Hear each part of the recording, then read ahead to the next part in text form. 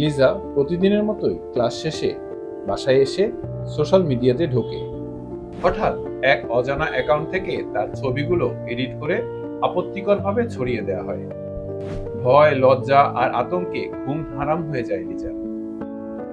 এরকম হাজারো লিজা ছিল যারা ডিজিটাল সিকিউরিটি অ্যাক্ট 2018 বা সাইবার সিকিউরিটি অ্যাক্ট 2023-এর অধীনে ন্যায় বিচার চাইলেও জটিল আইনি ধারা বা পুলিশি হয়রানির ভয়ে আইনের আশ্রয় চাইতে ভয় পেত। কিন্তু এখন সময় বদলেছে। 2025 সালে সরকার এনেছে সাইবার সিকিউরিটি অর্ডিন্যান্স 2025, যা আগের কঠোর আইন থেকে অনেক মানবিক, ব্যাখ্যাযোগ্য এবং প্রযুক্তিগতভাবে আধুনিক। এই আইন প্রণয়নের উদ্দেশ্য হচ্ছে মানুষ যেন নিরাপদে ইন্টারনেট ব্যবহার করতে পারে, নারী, শিশুরা যেন হয়রানি ছাড়াই ডিজিটাল জীবন উপভোগ করতে পারে, ডিজিটাল অপরাধীদের বিচার নিশ্চিত করা যেতে পারে এবং মত প্রকাশের স্বাধীনতা বজায় থাকে। এই আইনের বৈশিষ্ট্য হচ্ছে সহজ ভাষায় নাগরিকরা যেন বুঝতে পারে কি অপরাধ আর কি অপরাধ নয়। জামিনযোগ্য অনেক অপরাধ, যেমন ছোটখাটো পোস্ট বা মত প্রকাশের জন্য কেউ শাস্তির মুখোমুখি হবেন না। বর্তমানে কৃত্রিম বুদ্ধিমত্তার যুগে বিভিন্ন অপরাধের সুনির্দিষ্ট শাস্তি নিশ্চিত করা, মহিলাদের ডিজিটাল নিরাপত্তা নিশ্চিত করা, যেমন অনলাইন হয়রানি, শ্লীলতাহানি বা পর্ন কন্টেন্ট ছড়ানো, এসব অপরাধের দ্রুত বিচার সম্পন্ন করা। এছাড়াও আদালতের অনুমতি ছাড়া কাউকে হয়রানিমূলকভাবে পুলিশ আটক করতে পারবে না। অপরদিকে লিজা থানায় গিয়ে তার অভিযোগগুলো জানায়। নতুন আইন অনুযায়ী আইন প্রয়োগকারী সংস্থা খুব দ্রুত তার মামলাটি নেয় এবং অপরাধীকে 7 দিনের মধ্যেই আটক করে।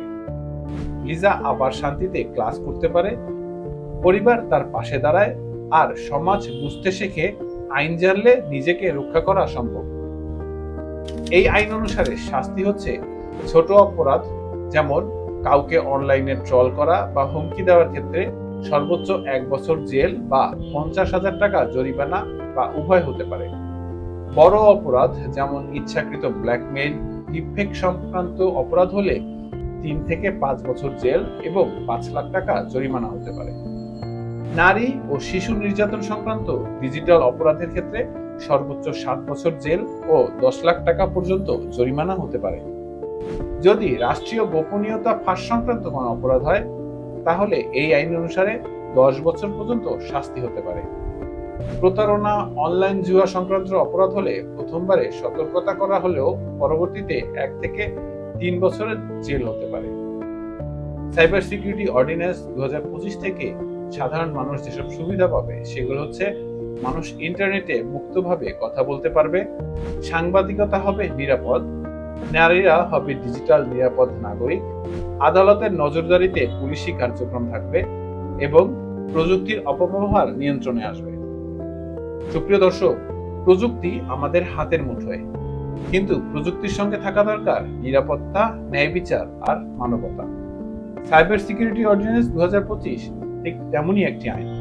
তাই ভয় নয়, আইন জানুন এবং প্রয়োজনে ব্যবহার করুন। আমাদের পাশে থাকার জন্য ধন্যবাদ।